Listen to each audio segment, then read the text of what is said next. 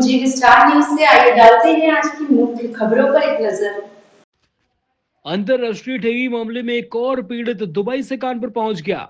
Dubai से आए पीड़ित ने पुलिस कमिश्नर से मुलाकात कर अपने साथ हुई ठगी की शिकायत की।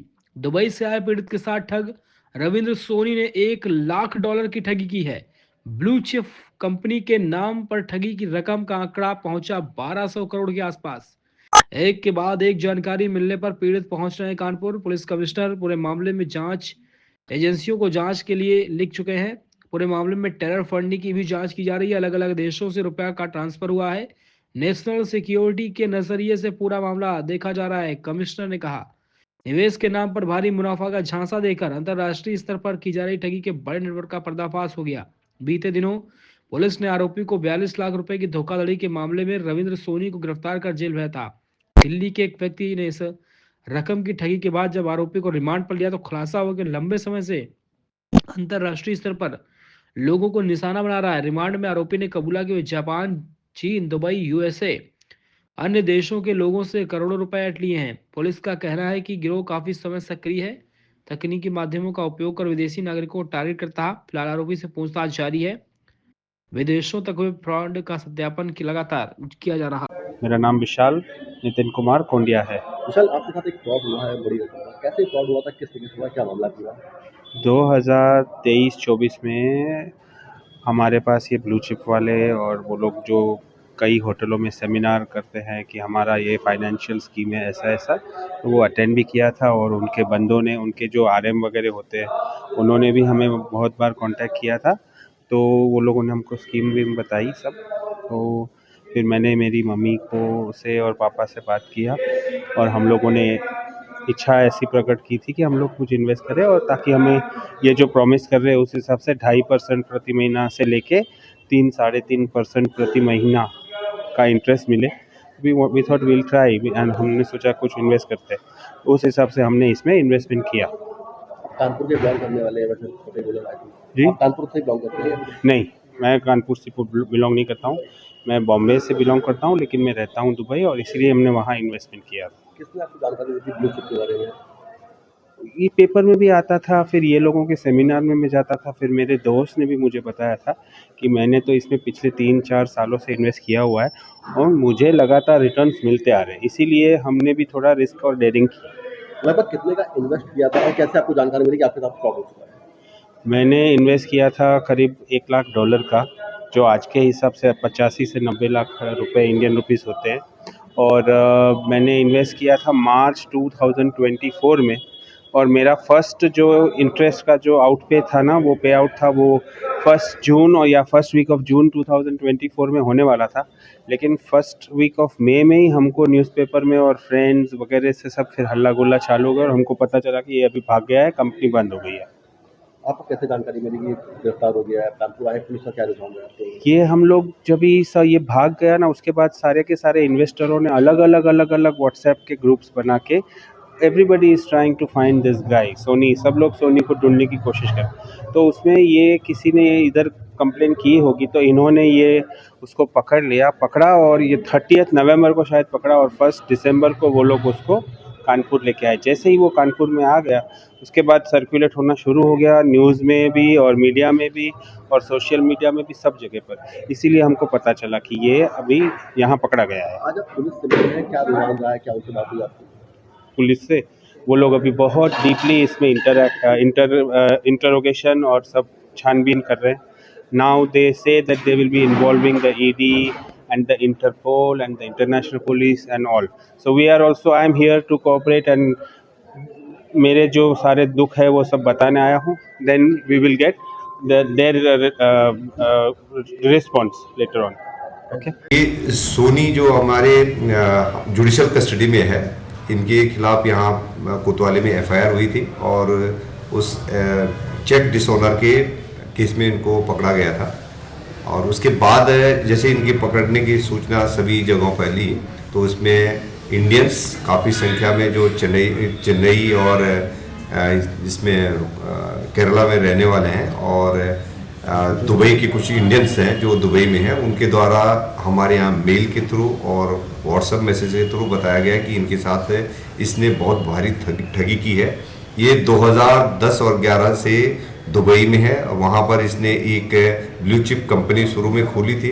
करीब 12 कंपनी इसके द्वारा खोली गई हैं डिफरेंट नेम से, और उसमें ये इन्वेस्ट कराता था लोगों को, किसी को डबल करने के, कभी 20%, 30%, 40% का प्रॉमिस करता था। इनका वहाँ पर एक फुल फ्लेज्ड ऑफिस था, इनके यहाँ एजेंट्स थे।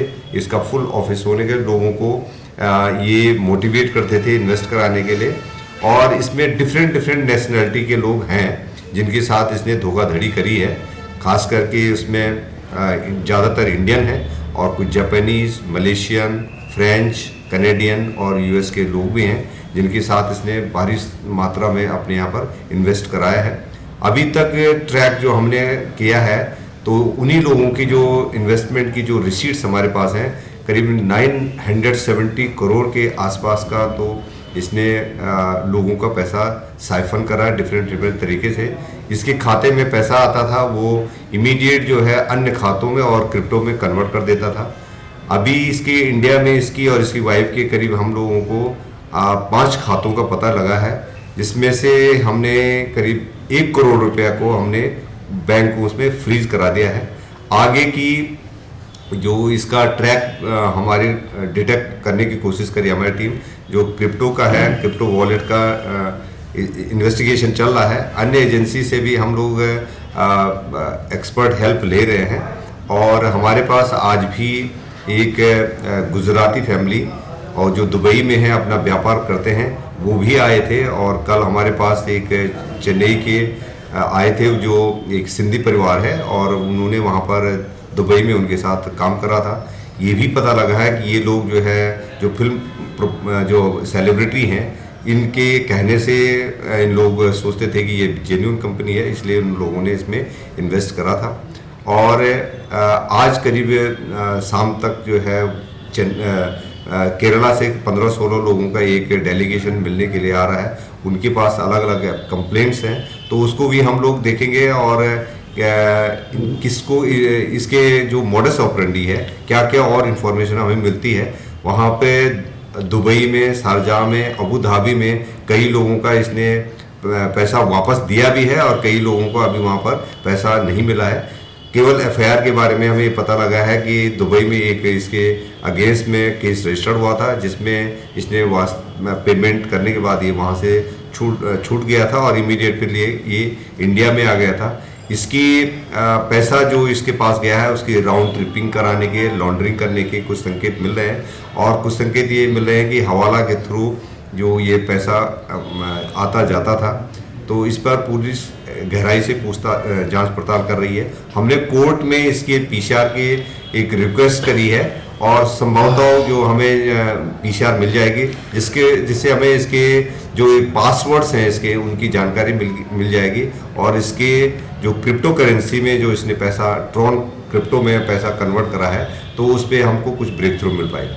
इसके साथ कितने लोगों की जानकारी हो पाई अभी तक? कौन से लोग काम कर रहे थे, कौन और अपराधी है इसके जो ऑफिस के लोगों के बारे में कुछ का ये कहना है कि हम उनके साथ भी धोखा हुआ है, परंतु कुछ लोग ये इसके एसोसिएट रहे हैं और उनके नाम भी हमारे पास आ रहे हैं, उसको हम वेरीफाई कर रहे हैं। वो अलग अलग जगहों के लोग हैं और हो सकता है वो भी विक्टिम हो, ऐसा हम नहीं जान पाते अभी।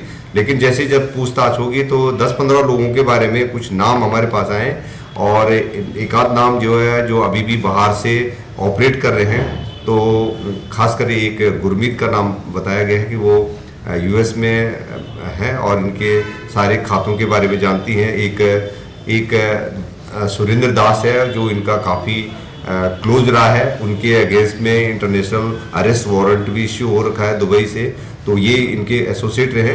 तो पुलिस गहराई से छानबीन कर रही है और हम इसके बॉटम तक जाने की कोशिश करेंगे कि जो इनजस्टिस इसने लोगों के साथ करा है तो इनके खिलाफ भी उतनी सख्त कार्रवाई कराई जा सके। तमाम लोग शिकायत करने के लिए पहुंच रहे हैं आपके पास, ऐसे में क्या कुछ और एफआईआर दर्ज हो सकती है?